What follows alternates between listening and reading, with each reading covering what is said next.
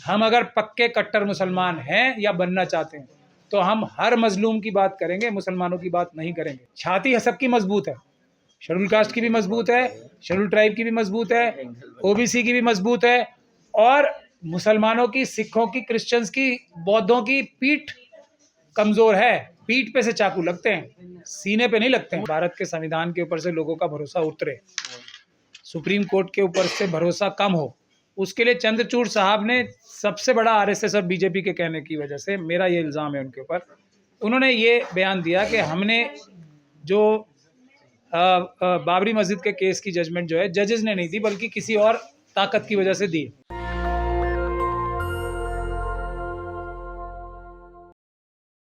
घंटे में जो है कोर्ट भी चले जाते हैं, फैसला भी आ जाता है। तो ये तमाम सवाल जो हो रहे हैं कैसे देख रहे हैं? लोग कह रहे हैं कि अब कोर्ट पे भी विश्वास नहीं रहा, आप खुद सुप्रीम कोर्ट में प्रैक्टिस कर रहे हैं, कैसे देख रहे हैं सबको? देखिए, ये तो सिर्फ जो लोग कह रहे हैं कोर्ट पे विश्वास नहीं रहा, वो सिर्फ आप जैसे लोगों का, जो ईमानदार जर्नलिस्ट है, उनका काम कर रहे हैं, रिपोर्टिंग कर रहे हैं, लेकिन कोर्ट को विश्वास पात्र बनाने के लिए कुछ काम नहीं कर रहे।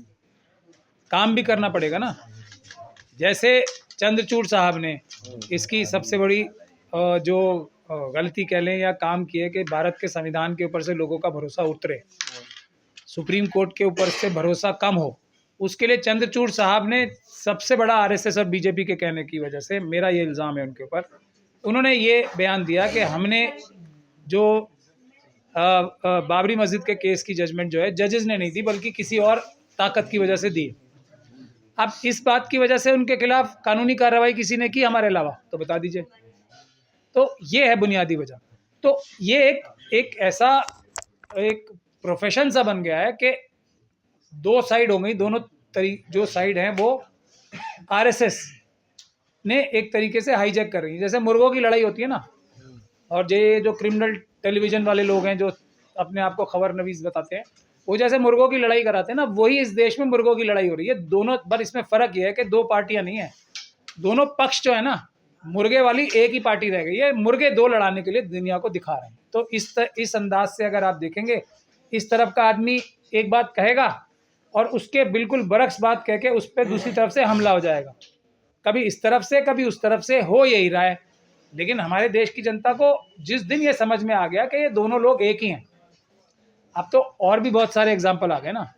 एक अगर आप ये महाराष्ट्र के इलेक्शन का एग्जाम्पल देख लें तो एक हमारे उलमाए सू हैं, उनके लिए एक हमारे बहुत बड़े जो नेता हैं मुसलमानों के, जो मुसलमानों में इत्तेहाद के लिए जुटे हुए हैं, लेकिन हो नहीं पा रहा है वो बहुत दिन से।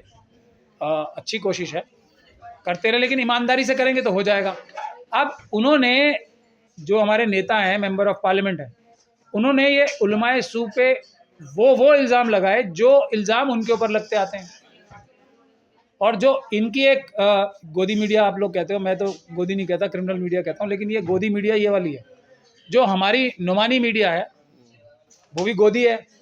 वो अब इनके मेंबर ऑफ पार्लियामेंट के खिलाफ एकदम तलवारबाजी, तीरंदाजी हो रही है, क्योंकि अब लड़ाई इस बात की है कि मैं आरएसएस का पेट हूँ या मैं हूँ। तो नाम असदुद्दीन ओवैसी का नाम सीधा लीजिए ना सर, लेकिन असदुद्दीन ओवैसी कह रहे हैं कि अभी कल ही खोलना बाकी है इन मौलानाओं को, जिनको आप सू कह रहे हैं। और जो मौलाना सू, क्या उनकी तरफ से जो उनकी गोदी मीडिया या नुमानी मीडिया वो क्या कह रही है, अभी इनकी ओवैसी साहब की कल ही खोलनी बाकी है। तो यही तो मैं कह रहा हूँ। तो मैं इन दोनों का नाम क्यों ले रहा हूँ, उसकी एक वजह है। दोनों के दोनों एक बात समझ लें, आरएसएस और बीजेपी छोड़ेगी नहीं किसी को भी। एक वाजपेयी साहब का एग्जाम्पल देके बताता हूँ मैं आपको। उन्होंने कहा था ना, कांटे से कांटे को निकालते हैं हम। कहा था कि नहीं कहा था? कहा था ना काशीराम जी के और मुलायम सिंह जी के बारे में। तो ये कांटे से कांटा निकालने का काम करते हैं आरएसएस।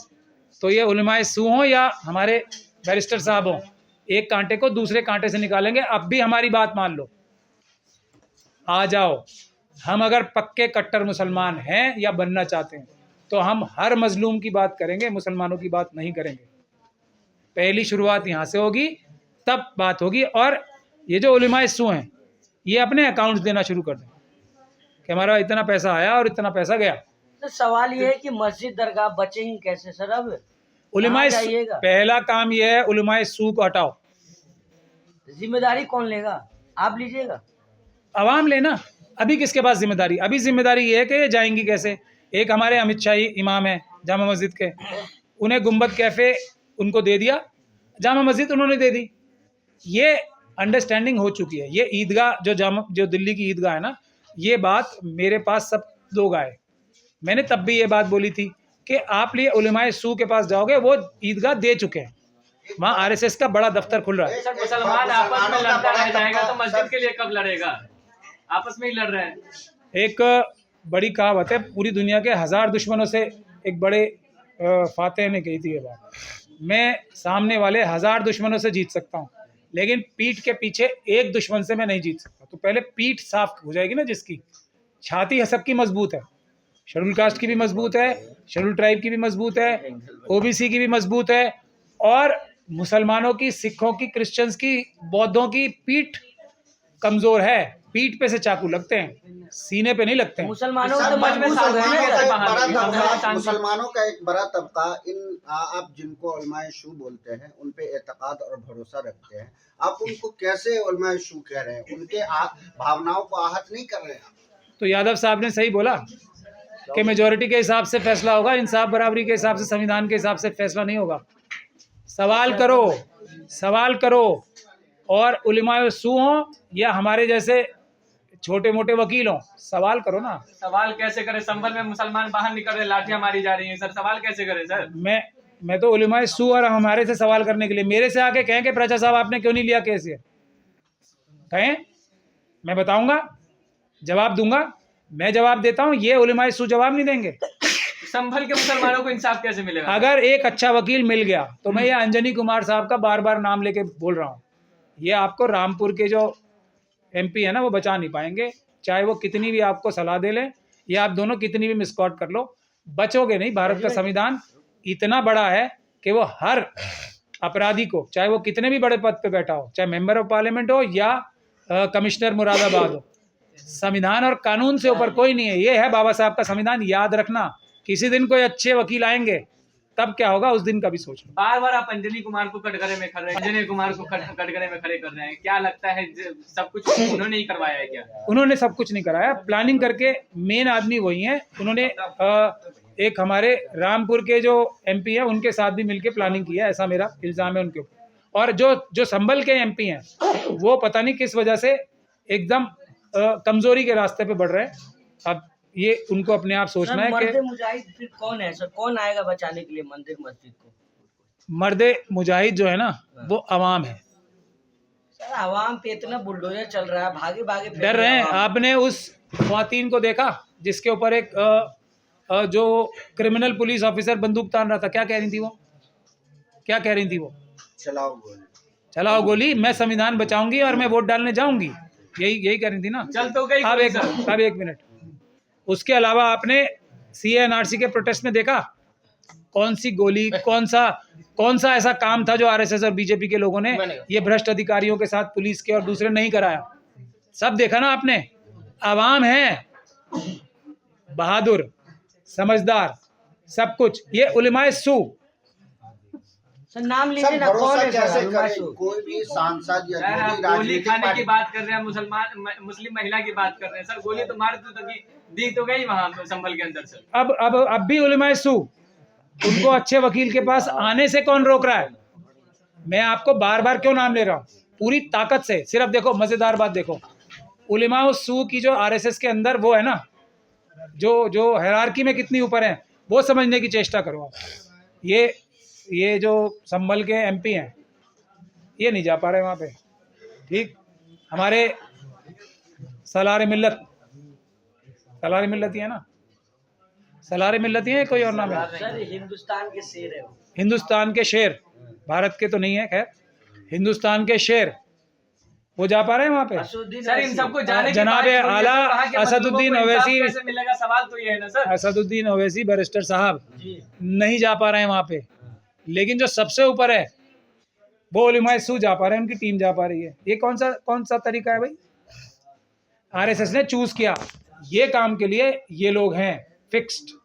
जाओ वहाँ के लोगों को बरगलाओ, वहाँ के लोगों को ये कहो कि प्राचा साहब के पास मत चले जाना, हम है ना, बताओ हम पैसे देते हैं, 5 लाख देते हैं। और अंजनी कुमार जी तो देखो, ये हमारे रामपुर के वो भी तो इमाम हैं, उनके बड़े अच्छे संबंध हैं। अंजनी कुमार जी को बुरा मत कहो, वो तो बड़े अच्छे आदमी हैं, उन्होंने इतने अच्छे काम किए हिंदू मुस्लिम एकता के लिए। रामपुर में हिंदू मुस्लिम एकता बनाई, सबको मार मार के बंद कर दिया, तभी तो एकता बनी। तो ये काम करने के लिए जाती हैं ये सारी टीमें यहाँ पे। संभल के अब प्राचा साहब से मेरा मतलब ये नहीं कि महमूद प्राचा, किसी अच्छे वकील के पास मत चले जाना, हमारे पास है ना, हम करोड़ों रुपए खर्च करेंगे, हमारे पास बड़े मुस्लिमों को न्याय दिलाने के लिए। हाँ वो बोलते हैं ना, हाँ। बोलते हैं वो, तो यही काम करने जा रहे हैं। वरना आ जाए किसी अच्छे वकील के पास, अंजनी कुमार जी जेल में होंगे, मैं ये बताऊं। संभल के नेता मजलूमों अपनी को इंसाफ विचारधारा कैसे से काम मिलेगा करते सर? हैं। संभल के मजलूमों को इंसाफ कैसे मिलेगा? अच्छे वकील क्योंकि जज भी ऐसे बैठे हुए हैं, पुलिस के पास जा रहे हैं, वो लाठियां चला रहे हैं सर, कहाँ इंसाफ मिलेगा बताइए ना सर।